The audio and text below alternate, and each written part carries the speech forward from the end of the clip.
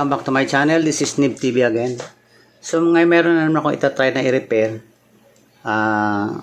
Isa siyang electric kettle o initan ng tubig. Pero bago tayo mag-upisa, isa muna maikling intro.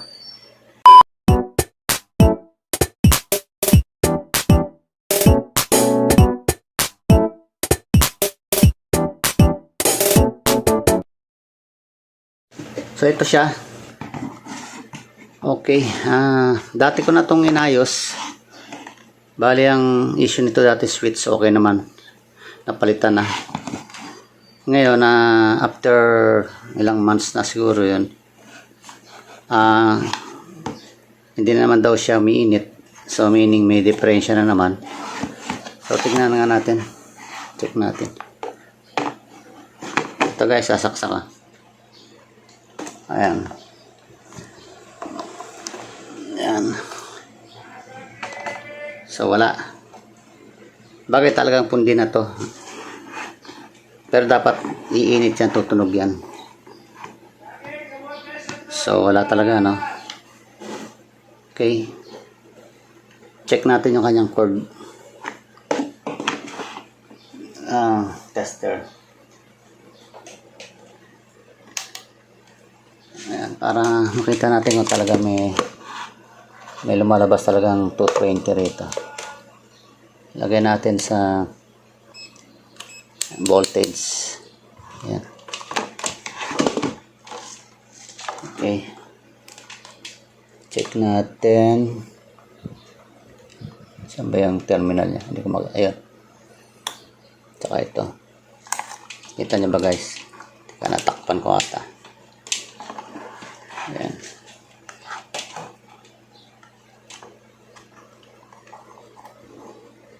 So yun guys, meron siyang 230 at 231 volts. So meaning walang problema to. So bunutin na natin. Nandito sa kettle ang problema. Okay. So check natin dito. Pero ang gagamitin ko ngayon yung ginawa ko dating ito. Yung portable na DIY ko na na continuity tester. Kung naalala nyo dati, ang pinaka-probe ko nito yung parang alambre lang na makapal. So pinalitan ko siya ng ganito kasi meron naman akong extra ganito. Para ito yung ilalagay ko sa isang tapos yung isang another end pang ganon. So i-try natin to. Kung buo ito, dapat may iilaw ito.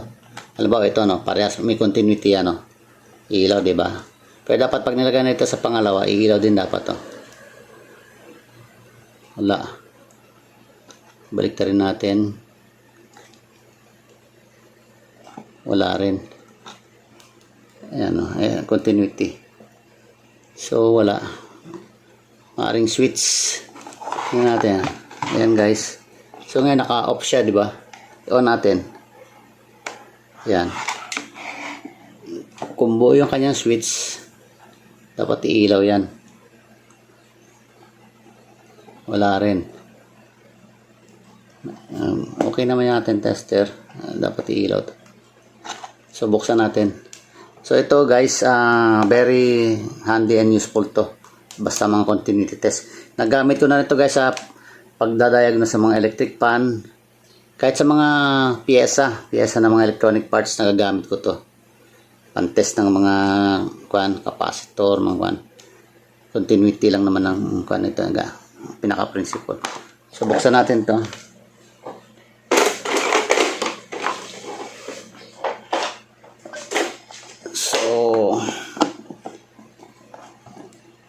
Palagay ko dito yan sa thermal switch niya.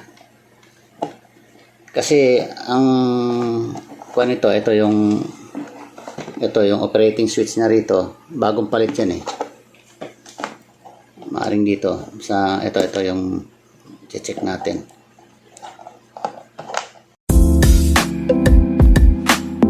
Ayan.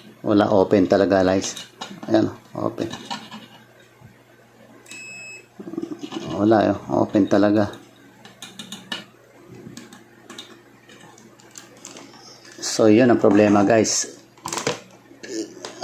Hindi natin to mare-repair kasi na-check naman natin na lahat. Switch okay, thermal, main terminal thermal switch nya okay, pero itong kanyang ayon sa ating multimeter, ayon dito sa aking continuity tester,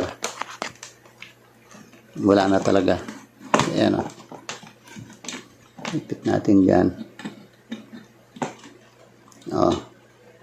Kahit baliktarin pa natin.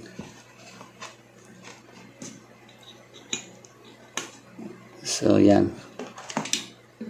Okay, so wala. Ang tanong, worth it ba na papalitan pa natin tong heating element nya? Para sa akin, hindi na guys. Kasi unang-una, itong heating element na to, alam ko mahal ito eh. May presyo talaga to. Nasa 1,000 yan. Yan. Pag tinignan mo yan sa, kahit sa online, ito lang, itong parte na to. Hindi kasama to. Ito lang. Nasa 1,000 na yan guys. So yan ang magiging problem dyan. So unfortunately guys, pasensya na, hindi natin mare-repair to. At least naipakita ko sa inyo na okay itong ating ginawang ating continuity tester DIY, tapos kinonfirm natin via ating multimeter, talagang sira. So hanggang ganyan na lang yan guys ang mangyayari nito. Para hindi naman siya masayang, pwede pa naman to guys pakinabangan kasi ito sa totoo guys, mura lang yung, alam ko mura ko lang to binili sa online din, kaya lagi siyang nagkakaroon ng problem. Kundi sa switch, minsan dito lumuluwag yung rito, kasi mura lang bili ko nito sa mga mga 2 plus lang ata, 260, 250. So ganyan talaga ang consequences pag mumurahin, kasi pang kwarto ko lang naman to pag nagiinit ako ng kape dito sa kwarto.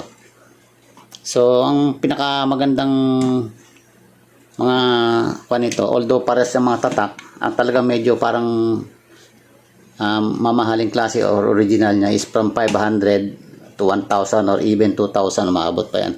Ito talaga mga original. Ito mga 200 plus na ata to, 200 pesos hindi 2,000.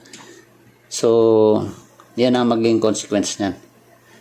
Pero okay lang kasi matagal ko rin nagamit to guys, ilang buwan, taon na rin nagamit ko, taon din Although yun nga, yung medyo lagi may issue sa kung di sa switch dito or dito, lumuluwag yung rito. So ang pinakamagandang magagawa ko na dito, so tatanggalin ko na lang ito kasi ito pwede ko itong magamit. Ito, hiwalay kasi ito pwede mong ikasalpak to sa mga ganito rin. Meron pa kami kasi doon sa baba na ginagamit naman nila. Ganito rin. Ito, parang universal naman to, kasya to sa lahat ng klaseng ganito mga kettle. So, tatanggalin ko lang to, pati itong mga thermal wires na to, magagamit pa to, pati itong switch na to. Tatanggalin ko na rin to kasi bagong palit to, so meaning ang switch nito good pa. Ang iiwan lang natin to yung handle, saka yung takip niya sa ilalim. Ito lang ang tatanggalin natin kasi ito magagamit pa to. Tapos kung itatanong nyo anong mangyayari dito, pwede natin gawing parang normal na normal na pitchel na lang. So wala nang electrical, tatanggalin mo lang yan, parang pitchel na lang siya. Yan, kahit nakaganyan na siya, ilalagay nyo na lang ng tubig na malamig na okay, tubig na may yelo, yan, lagyan dyan, tapos pwede nang parang normal pitchel, o pwede nyo ilagay sa rep. Mas maganda to kasi pag lumamig to matagal, kasi itong mga stainless yan parang nag-i-store ng ano, lamig yan. O kung init man, init din, matagal mawala. So, ganyan lang talaga.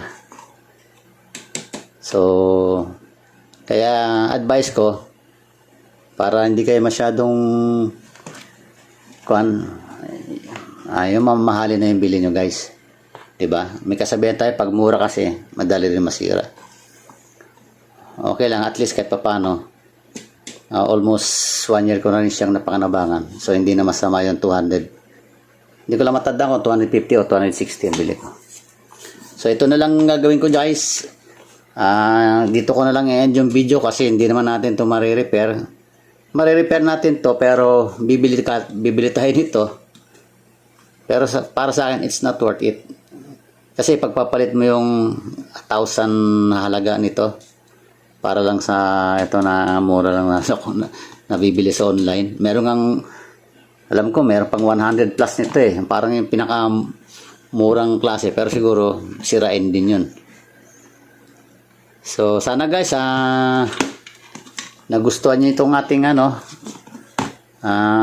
maikling video, although hindi natin na-repair kasi hindi naman lahat ng mga sira marirepair kaagad natin at once, no?